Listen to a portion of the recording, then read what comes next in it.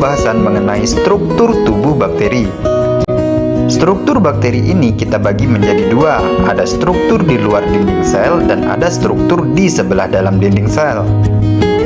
Di sebelah luar dinding sel terdiri dari kapsul, flagella, dan pili.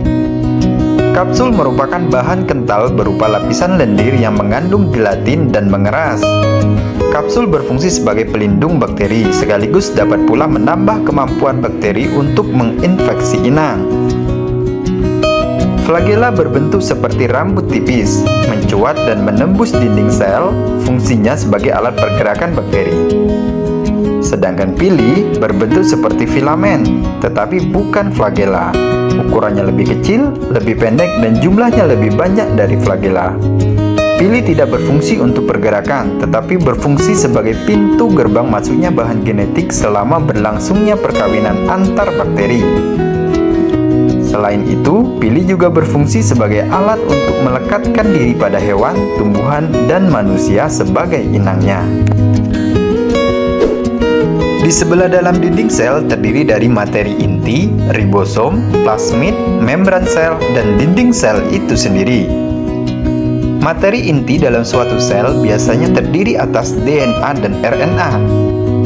DNA bakteri merupakan materi genetik berbentuk sirkuler terdiri atas dua untai polinukleotida yang berpilin, terletak di tengah sel yang disebut daerah nukleus atau daerah inti yang tidak dibatasi oleh membran inti. Ribosom berperan dalam sintesis protein, ukurannya lebih kecil dari ribosom eukariot, dan kerjanya lebih mudah dihambat oleh antibiotik dibanding eukariot. Itulah sebabnya apabila seorang dokter memberikan antibiotik, hendaknya diminum sampai habis, agar bakteri yang ada di dalam tubuh benar-benar mati tanpa sisa. Plasmid merupakan DNA ekstra kromosomal atau DNA di luar kromosom yang dapat bereplikasi atau memperbanyak diri secara autonom dan bisa ditemukan pada sel hidup. Plasmid juga merupakan organel sel bakteri yang memiliki peran penting dalam rekayasa genetika.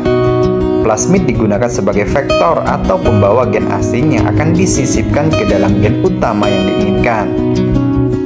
Membran sel adalah membran yang menyelubungi sitoplasma atau bagian dalam sel, tersusun atas lapisan fosfolipid dan protein.